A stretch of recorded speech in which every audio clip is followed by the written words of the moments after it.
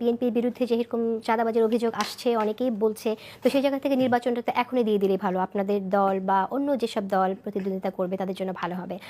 আপনি কি মনে করেন সেই সুবিধাটা আপনারা মানে নতুনরা দাবি করতে পারে কিনা, একটি প্রশ্ন ওনার মন্তব্যের প্রত্যুত্তরে। আরেকটি কথা আমি জানতে চাইছি, চাঁদাবাজির অভিযোগগুলো যখন আসে এটা আসলে সরকারেরও ব্যর্থতা কিনা? আপনি তো বললেন যে সরকারের অনেক ভালো দিক তুলে ধরলেন, তাহলে সরকারই চাঁদাবাজি ঠেকাতে পারলো না কেন?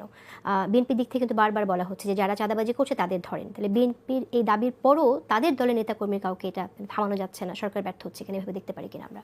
দেখেন, চাঁদাবাজের দুইটা দিক আছে। একটা হচ্ছে একটা সুবিধাবাদী গোষ্ঠী যারা চাঁদাবাজি করে খায়, সিম্পলি কাপড় চেঞ্জ করে। যখন যে দল সরকারি দলে আসে অথবা ডমিনেন্ট পলিটিক্যাল পাওয়ার থাকে তাদের স্থানীয় নেতাদের শেল্টারে তারা থাকে। আর দ্বিতীয়ত হচ্ছে বাংলাদেশে রাজনৈতিক দলের অধিকাংশ নেতাদের পেশা নাই, কোনো ডিসেন্ট তাদের সোর্স অফ ইনকাম নাই।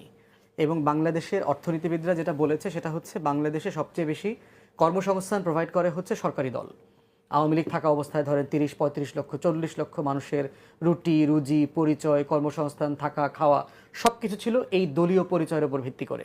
Tempo stand, bus stand, truck stand, Mohakhali, Saidabad, মাদকের ব্যবসা, সীমান্তে ব্যবসা, তারপরে ট্রেন লাইনের আপনার মানে গতি কমায় ব্যবসা করা, নেটের ব্যবসা, ডিশের ব্যবসা, হাট ঘাট মাঠের ইজারা, এই প্রসেসের ভিতর থেকে চলে। এখন প্রশ্ন হচ্ছে যে এর কতটুকু দায় রাজনৈতিক দলের, কতটুকু সরকারের। রাজনৈতিক দলের দায় হচ্ছে তার ব্যানার ব্যবহার করে যদি এই কাজ করে বলে প্রমাণিত হয়, রাজনৈতিক দল অ্যাকশন নেয় কিনা, তার কমিটি বাতিল করছে কিনা। আপনি কি মনে করেন বিএনপি যে অ্যাকশনগুলো নিচ্ছে সেটা আপনি কিভাবে দেখেন? বাংলাদেশের রাজনৈতিক ইতিহাসে, বাংলাদেশের পলিটিক্যাল পার্টির হিস্ট্রিতে দলীয় নেতাকর্মীদের ব্যাপারে এত সিরিয়াস ডিসিশন নেবার ঘটনা এই সময়টা ছাড়া আমরা কোনো সময় দেখি নাই, ইনক্লুডিং বিএনপি। এত ডিসাইসিভলি বিএনপির লিডারশিপ এত পরিমাণ কমিটি সাসপেন্ড করেছে গত 7-8 মাসে। বিএনপি হয়তো গত 40 বছরেও তার এত পরিমাণ কমিটি সাসপেন্ড করে নাই।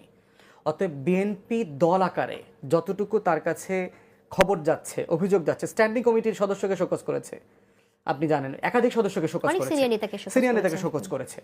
এখন দল আকারে কি ফৌজদারি অপরাধের বিচার করবার দায় বিএনপিকে আমরা দিতে পারি কিনা? ধরেন বিএনপির একটা নেতা চাঁদাবাজি করে, নারায়ণগঞ্জে ধরেন বিএনপির এক নেতা রূপগঞ্জে বড় বড় ব্যবসা প্রতিষ্ঠান দখল করে ফেলাইলো। এখন এই যে দখলটা করলো, এই দখলের বিচার কি বিএনপি করতে পারবে কিনা? নিশ্চয়ই না, কারণ ফৌজদারি অপরাধের বিচার করার এখতিয়ার তো রাষ্ট্রের, দল আকারে না। দল আকারে তার কাছ থেকে কি প্রত্যাশিত?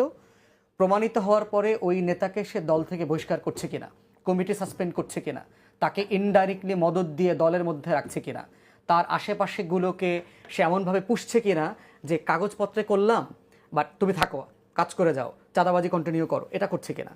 সেই জায়গাতে আমার কাছে মনে হয়েছে বিএনপির পেজ তো আমি ফলো করি, বিএনপির ফেসবুক পেজ, মিডিয়া সেল, আমি তো রেগুলার দেখতে পাচ্ছি এরে বহিষ্কার করতেছে, ওরে বাদ দিচ্ছে, সিনিয়র নেতা সদস্যপদ বাতিল করে দিয়েছে, শুধু পদ না প্রাথমিক সদস্যপদ বাতিল করে দিয়েছে। অতএব সেই জায়গাতে বিএনপির আন্তরিকতার ব্যাপারটাতে আমি যথেষ্ট স্যাটিসফাইড এই জায়গাটাতে।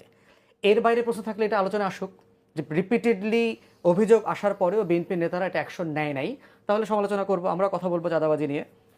দ্বিতীয় জায়গা হচ্ছে দল আকারে বিএনপি এবং রাজনৈতিক দলগুলোকে তার আভ্যন্তরীণ দল পরিচালনার ফান্ডিং প্রসেসকে সংশোধন করতে হবে, ওভারহলিং করতে হবে।